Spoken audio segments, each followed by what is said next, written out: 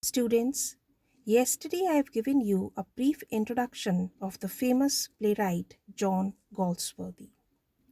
And today we'll start with his famous play Strife, which is also in your syllabus.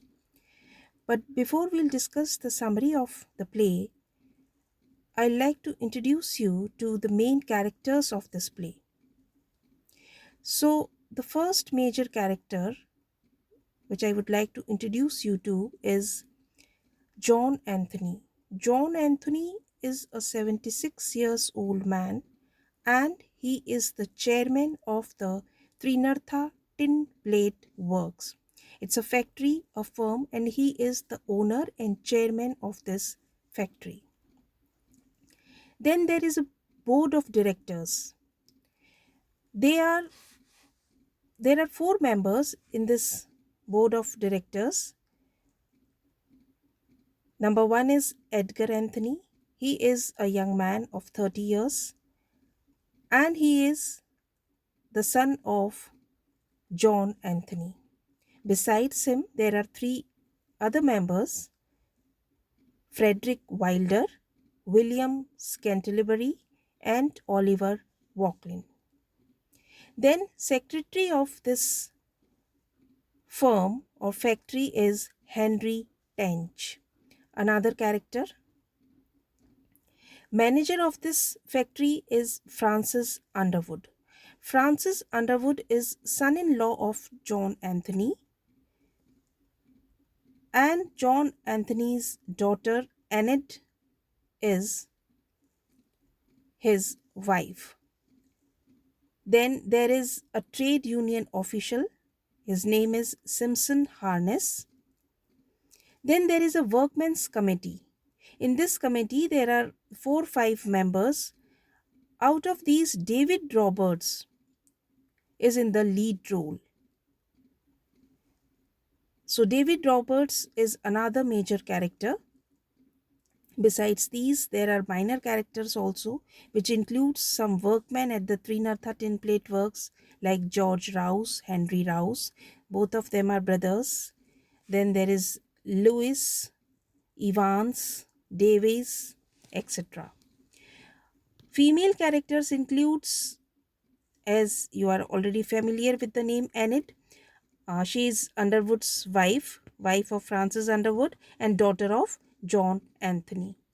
Then we have Annie Roberts. She is wife of David Roberts. Madge Thomas is there, another female character. Then Mrs. Rouse. She is mother of George and Henry Rouse. Besides these, there are a few other female characters, minor characters also. The time of the play is 1907 and the place is a village in Wales. So the setting is in which includes time and place, is in England, a village in Wales, and the time is 1907, the year 1907.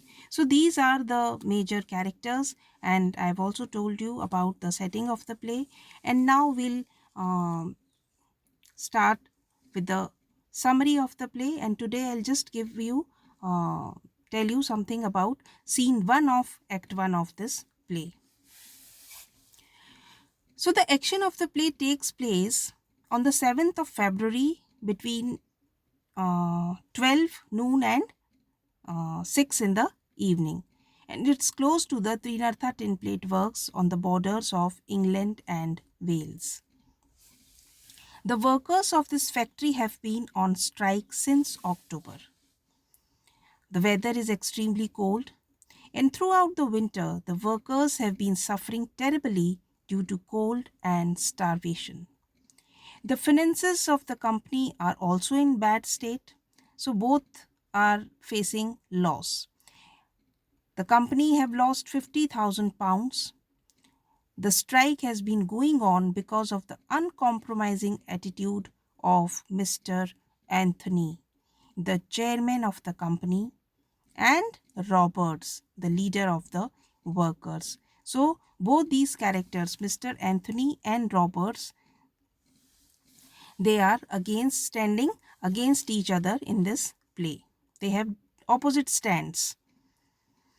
The first scene is laid in the dining room of Mr. Underwood, the manager of the factory. A special meeting of the board of directors has been called to review the strike situation and to discuss the question with Harness.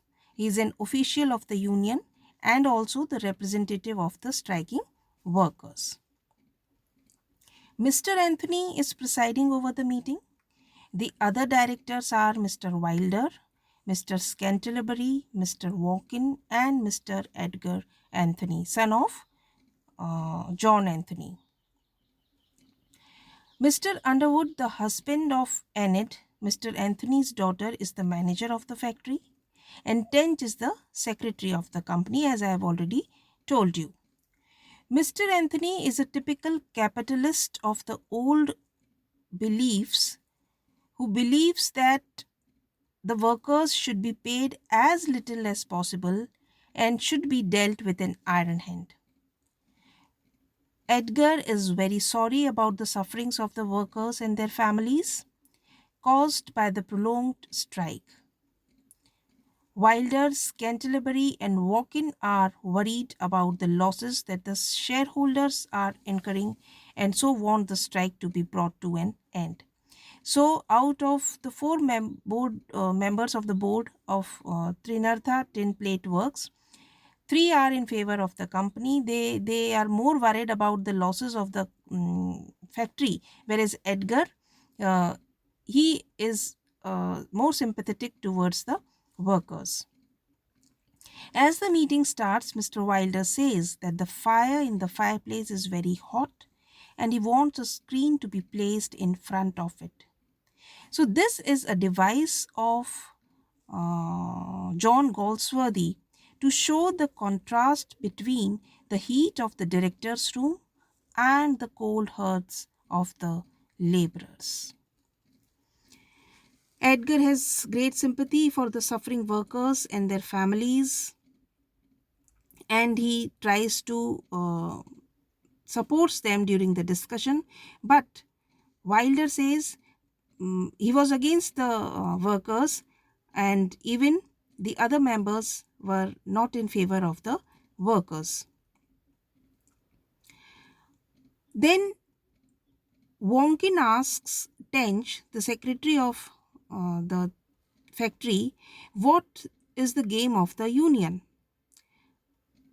Because it was a union of the workers of many factories, and this union did not support the strike of the workers of Trinartha Tin Plate Works because they thought that while the demands of the laborers were reasonable, their demands regarding the wages of engineers and furnacemen were excessive.